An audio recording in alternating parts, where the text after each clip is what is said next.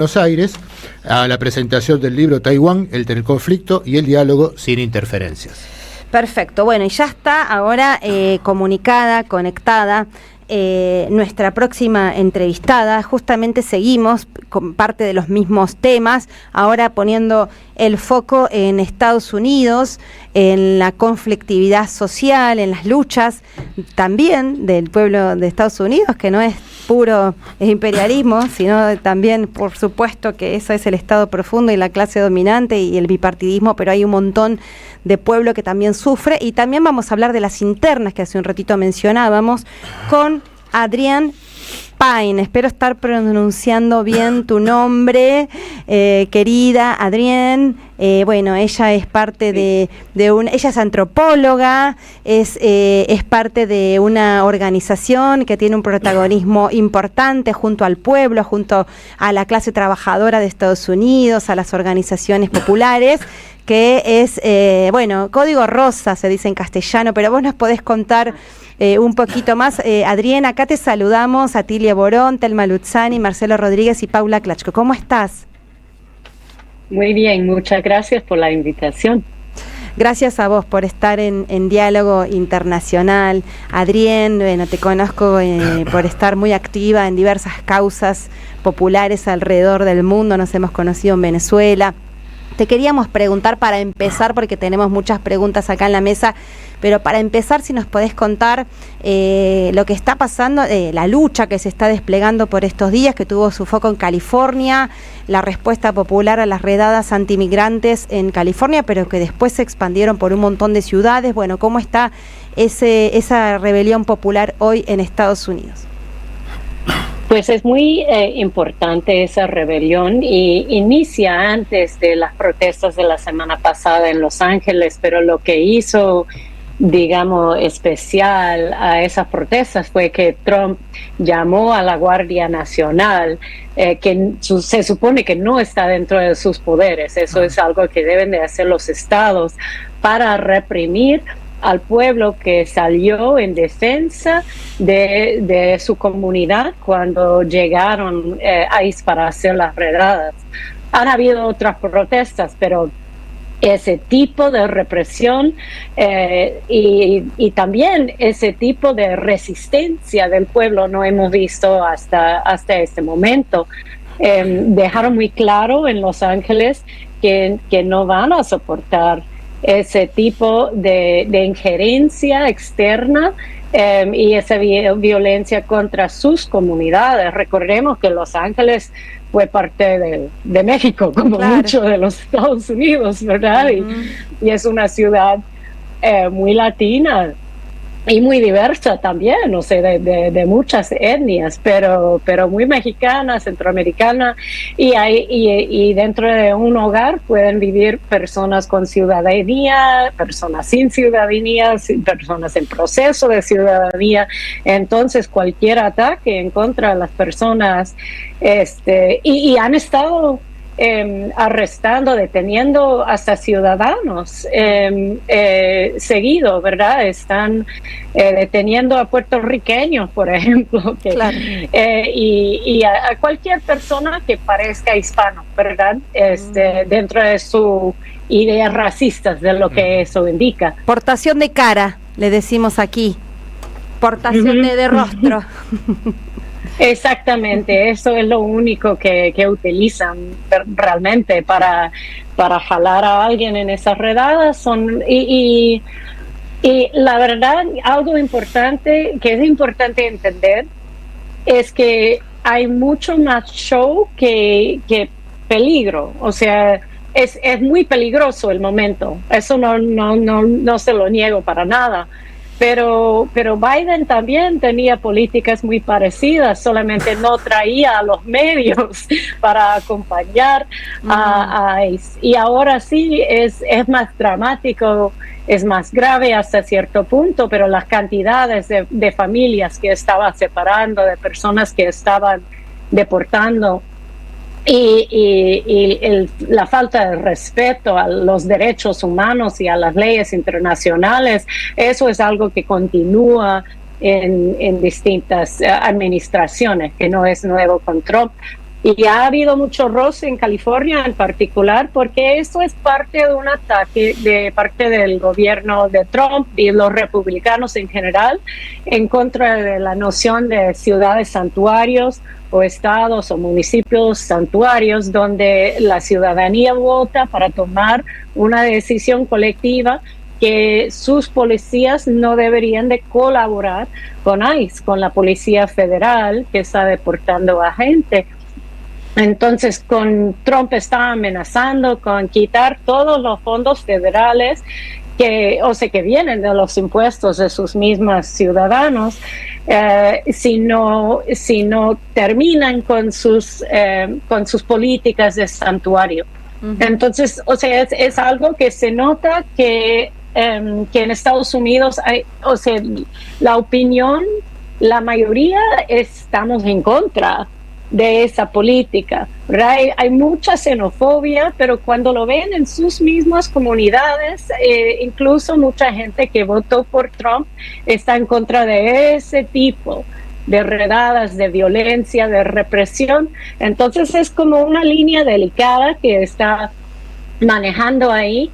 Y otra cosa que es importante notar es que esas protestas que estaban pasando muy orgánicamente en Los Ángeles y que se estaban reprimiendo, no es lo mismo que las protestas que fueron programados para el domingo pasado para coincidir con el Día de No Reyes, ¿verdad?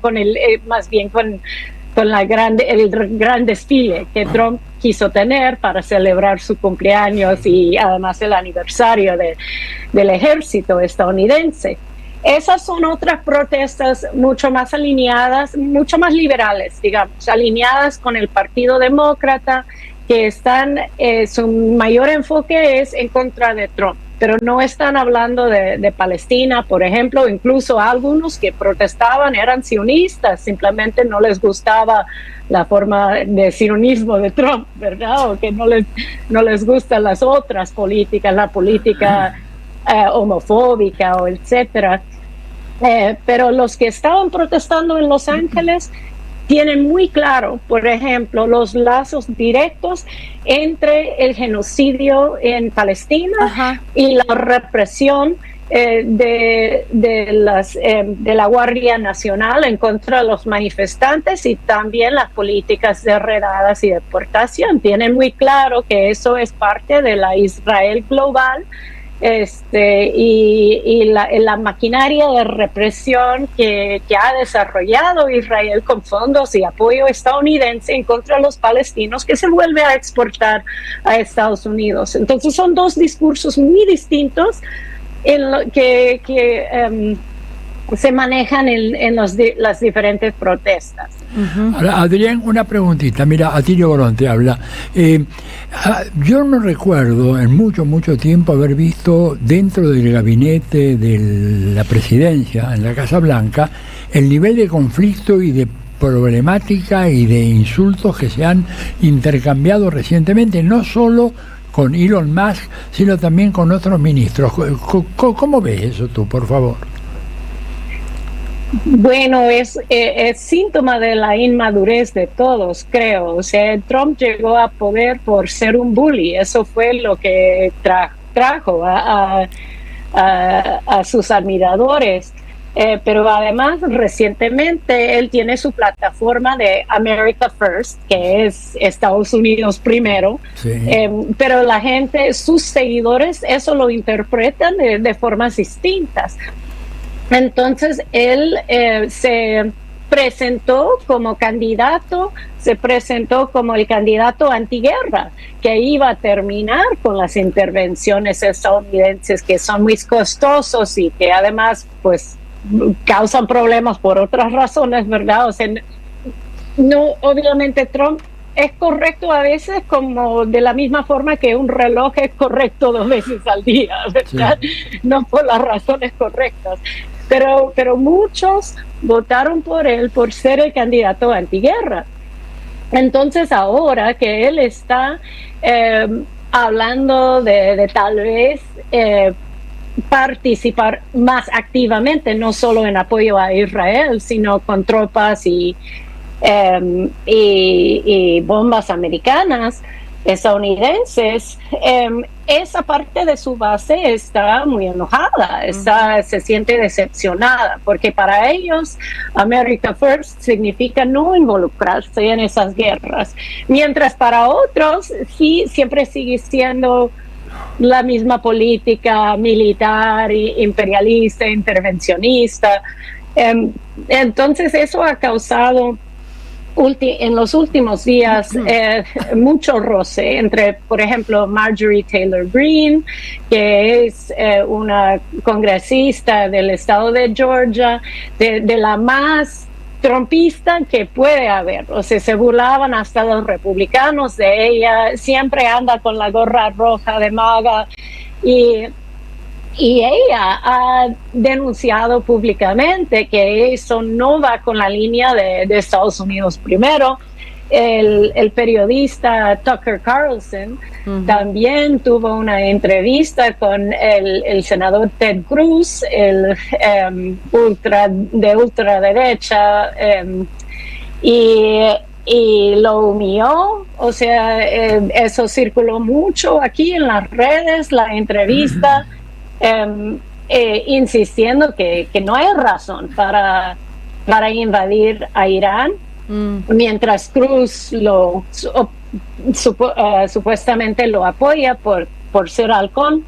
Entonces hay esa división en la derecha, y aquí con las encuestas lo que se ve es que no hay ganas de la población estadounidense de entrar en una guerra, aunque sea por distintas razones. Algunos porque no queremos una guerra mundial y porque no apoyamos a Israel y su genocidio y sus políticas fatales, y que queremos terminar con el imperio, pero otros simplemente porque quieren el enfoque doméstico en la política. No, dime, y también hay mucho, debo decir que también hay una división fuerte, o sea, muchos negociantes, mucha gente muy rica, los dueños de negocios, están en contra de las tarifas que Trump está implementando, porque son malísimos para el negocio y nos van a costar a nosotros. Pero Trump es algo del machismo suyo, que parece para hacerse fuerte quiere que las tarifas sean más grandes y más grandes, aunque sea ilógica desde un punto de vista económico. Entonces eso también ha sido un problema, y algo tenía que ver con el roce entre él y Elon Musk. Una cosita, ¿Steve Bannon ha recuperado influencia en la Casa Blanca? Steve Bannon, bueno, lo interesante es que Steve Bannon está en contra de la guerra en Irán, por lo que entiendo, y creo que siempre tiene algo de influencia, pero no le podría decir qué tanto sea. Todo es muy confuso. Muy bien. Ajá. Bueno, recordemos que estamos hablando con Adrienne Pine. ¿Le estoy diciendo bien tu nombre? Adrienne Sí. Pine. Bien, desde Estados Unidos, directamente analizándote, volviendo al tema de las rebeliones, de las protestas, de las luchas populares. Bueno, por un lado se escucha que las protestas de estas últimas comenzaron en Los Ángeles, en California, pero también pareciera que se extienden. Algunos diarios hablan de que se extienden a más de 50 estados. Hoy yo algo no pude terminar de ver, pero vi que algo estaba pasando también en Manhattan. Pero mi pregunta, además de que también nos des ese panorama, si hay una extensión de las luchas o de las protestas, que no es lo mismo, pero bueno, mi pregunta es, si teniendo en cuenta las anteriores, ¿hubo realmente en la historia reciente y no tan reciente de Estados Unidos importantes momentos de rebelión popular?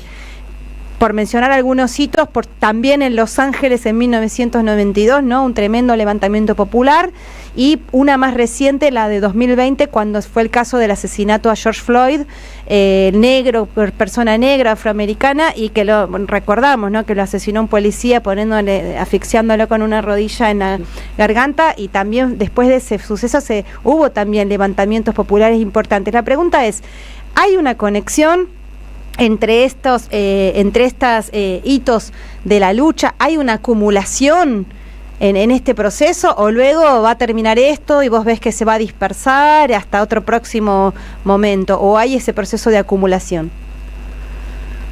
Creo que las dos cosas existen simultáneamente. Han habido, por ejemplo, tras las protestas de George Floyd, la demanda era de quitar el financiamiento o bajar el financiamiento a la policía, porque la policía sistemáticamente reprime y tiene sus raíces en las patrullas para hacer redadas de esclavos en Estados Unidos. O sea, es una institución fundamentalmente racista y procapitalista. Entonces eso fue lo que exigían. Y muchos demócratas, muchas políticas incluso hablaban de eso, pero al final la respuesta de Biden fue de financiar más a la policía, de darles más maquinaria de guerra, de militarizarlas más, y eso le ha o sea y el movimiento además fue como cooptado por los demócratas en sus campañas, utilizando simplemente, o sea, no como voceros, sino para justificar sus políticas bélicas, utilizando a las familiares de las personas que habían perdido a gente por violencia policíaca, diciendo que los republicanos son más violentos, cuando al final los demócratas seguían la misma línea de darle más y más dinero a la policía.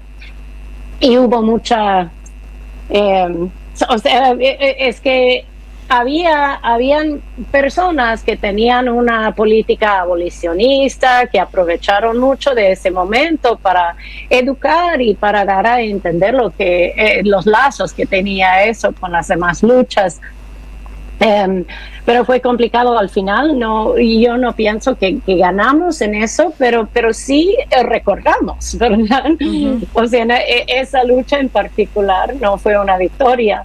Pero sí, incluso desde el Occupy, el discurso del 1%, o sea, que tienen todo el poder, que realmente es un 1 entre 1000, ¿verdad? O menos aquí en Estados Unidos, pero ese discurso ha hecho más posible hablar de la violencia del capitalismo. Uh-huh. O sea, cuando yo era joven, e incluso cuando empecé mi carrera como profesora universitaria, no se podía hablar del socialismo en Estados Unidos. Y ahora, en las protestas, no en las protestas de Día de los Reyes, claro, porque como mencioné anteriormente, eso principalmente son con un mensaje de Trump es fascista, Trump es malo, pero no tienen, y hay que votar por demócratas. Mientras en las otras protestas, lo que sí estoy viendo y lo que sí me da mucho optimismo y esperanza es lo que mencioné antes, que la gente está combinando esos análisis, los discursos, están hablando con plataformas abiertamente socialistas, y eso tiene su impacto incluso en el área electoral. Ahorita hay una campaña electoral, están votando en Nueva York para alcalde, y hay un candidato abiertamente socialista que tiene la posibilidad de ganar. Wow. En Nueva York. Él está, o sea, es muy pro-palestino, está abogando para que el tránsito sea libre, para que la salud sea accesible y libre, o sea, cosas que...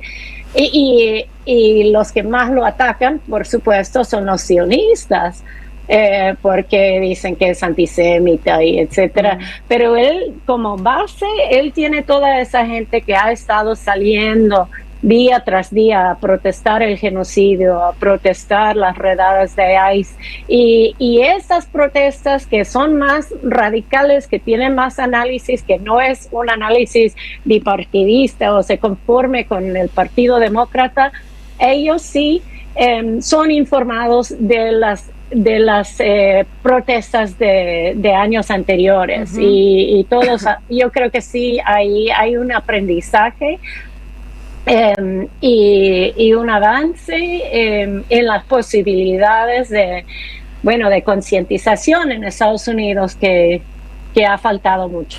Bueno, qué interesante lo que contás y bueno, esperemos, va teniendo de a poco su reflejo político también en esto que contás en Nueva York.